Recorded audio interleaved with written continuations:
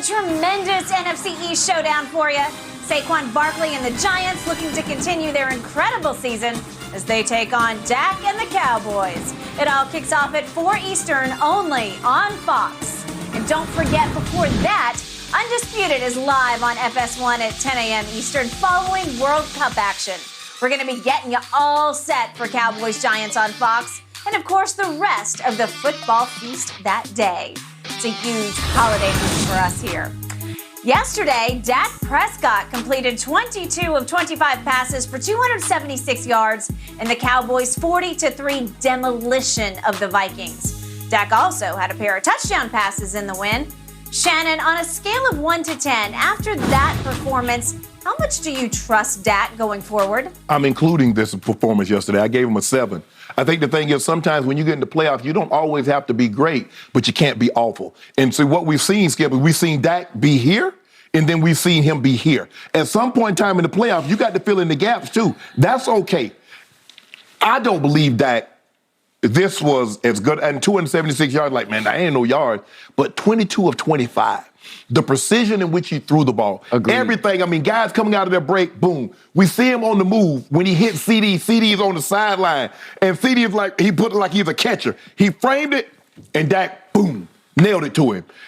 Pollard out of the backfield, a swing. Pollard runs the rim right up the sideline, and he just sticks his hand out. A long handoff, the ball just drops in his hand like it was meant for him.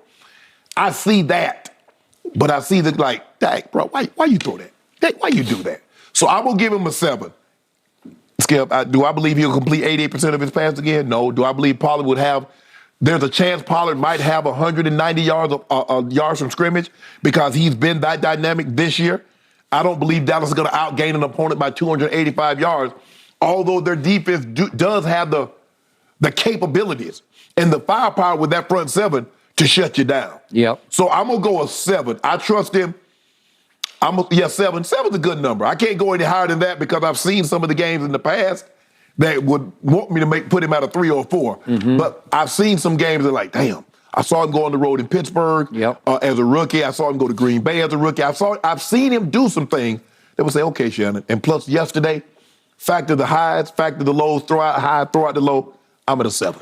Okay. My gut tells me you are correct about that. But because 40-3 is probably going to my head, I'm going to go one notch above. I'm going to go an 8. Okay. But I told you this has to be a doubleheader here. That this is what you did yesterday has to be validated by what you do Thursday. It's a quick turnaround, but you're the home team. Your backup quarterback beat them up there on Monday Night Football up in their house. He beat them with 2 long touchdown drives, late third, early fourth quarter. He did that. So now the bar got raised. I believe you can succeed. You can exceed that bar. You can rise above what Cooper Rush has done, as you did at Minnesota. That ain't saying much, Skip. Well, but I mean, Cooper Rush had signature win after signature. And by the way, we're not having time to do this, but Tony Romo just went off yesterday about how people have underestimated how good Cooper Rush was this year. But we'll leave that for another time. Okay. But the point is, I don't want yesterday to be an indictment of Dak. I want it to be a predictor of Dak because it can be, because we've all seen this before. Skip, not this before. Skip, do you realize what you saw yesterday?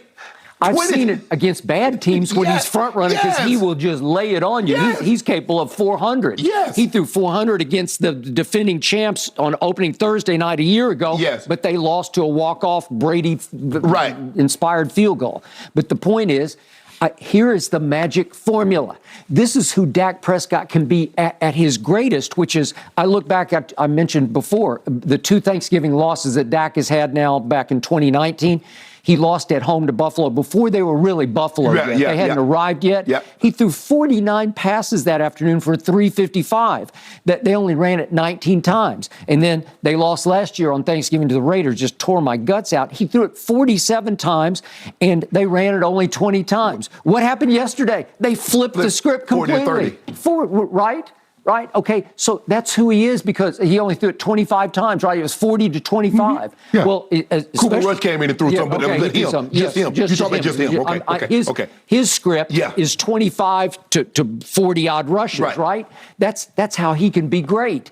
And again, I gave him that throw, the early throw to Dalton Schultz in the end zone. He hit him in the hands. It could have easily been 23 of 25. Right. Highly capable of that. After we saw what happened, he had stretches at Green Bay that were great. And then he gets the ball 4 times in the fourth quarter and overtime, and they got nothing. Right. They got nothing. Well, you're better than that. Yeah, but Skip, I don't know if Dak can play better than what he played yesterday. I don't know if the Cowboys can't play better. Skip, you can't play. That was a perfect game yesterday in all 3 phases. Can you ride the momentum? Sure, you were on Super Bowl teams that just flat out took off. But sometimes, Skip, like you could play a perfect game or you'll play good in 2 or 3 phases. Or you might string together offense, play outstanding, and they're able to overcome some defense inequities or defense able to come offensively. But to play like they played yesterday, Skip, with Maher kicking the ball like he did, the special teams tackling the Packers inside. I got it. Come on now. I got it. You think Dak could do another one of these? I know you hope so. You can play at a high level and go on a run. You got to sustain. Here we go. Very many quarterbacks play 88% of their passes in an NFL game. Phil Simms in the Super Bowl. And nobody else has been close to that. Sustaining is the challenge, gentlemen. Yes. We'll get our first sample size Thanksgiving Day when they take on the Giants. All right, guys, we got to move on. Patrick Mahomes, do you think he's catching Tom Brady when it comes to late game clutch performances? Skip and Shannon dive in. Up next, right here on Undisputed.